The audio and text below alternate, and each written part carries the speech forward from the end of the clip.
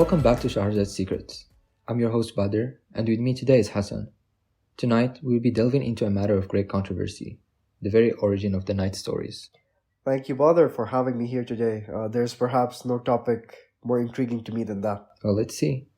So, the 1001 Nights, as we know it, is a mix of authentic tales, and to even some, very questionable additions. Hmm. And just to give some background in here, Antoine Galland's translation in the 1690s released tales like Aladdin and Ali Baba, which were never part of the original manuscript. It feels like a distortion to me. Wait, hold on there. While Galland did introduce new tales, it's also thanks to him that the West got a glimpse of the rich culture of the Middle East. You can't just dismiss his contributions. Isn't it problematic when these additions overshadow the original tales? I think that's more of a matter of interpretation.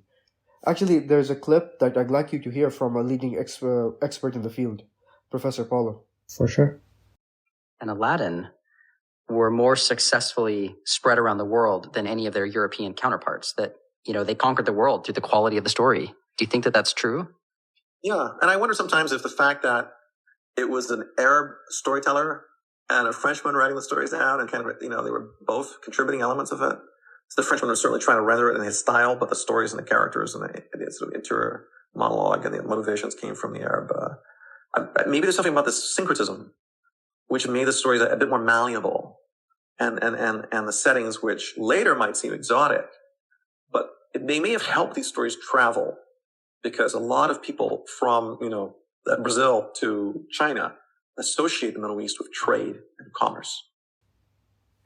Okay, Professor Horta's insights are indeed enlightening. But don't you think Galland in his translation might have altered the main points of the characters? As we heard in the clip, Galland was a product of his time, and he translated the tales for his audience. It's essential to differentiate between Galland's potential misrepresentations or malice in the intent and the genuine appreciation that the stories received because of his hard work. But at what cost? There's a growing sentiment that Galland's version overshadowed the Islamic context of the tales. How? It made them more relatable to European audiences. For example, the character of the Caliph is a perfect example in here. In the Islamic world, he's renowned to be a pious leader, but the knights sometimes turn him into a drunkard that finds himself in conspicuous settings.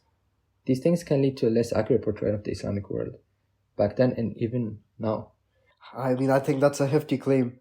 While Galland might have introduced new tales or altered the existing ones, I think arguing that he intentionally de-Islamized or gave the West a perverted view of the Middle Eastern culture, I think that's a bit of a stretch here. His version might lack the depth of the original tales, some of the intricate balance of the Islamic beliefs, but at the end of the day, it did open doors to a new world for the tales and for many, many new readers. Yeah, honestly, I just feel that while we owe much to Galland for making the tales known in the West, it's still crucial to approach his version with a discerning eye, knowing both its merits and its potential biases. I suppose that is the beauty of literature after all, right? It evolves, gets interpreted, and sometimes maybe even reinvented. While we should cherish the original essence, as you say, we must also appreciate the new perspective that the translations bring along to the tapestry of the tales. Complex tapestry indeed. Sure. The debate on Galland's version of the 1000 Nights will continue, but for now, I think, dear listeners, we leave you to form your own opinions. Good night.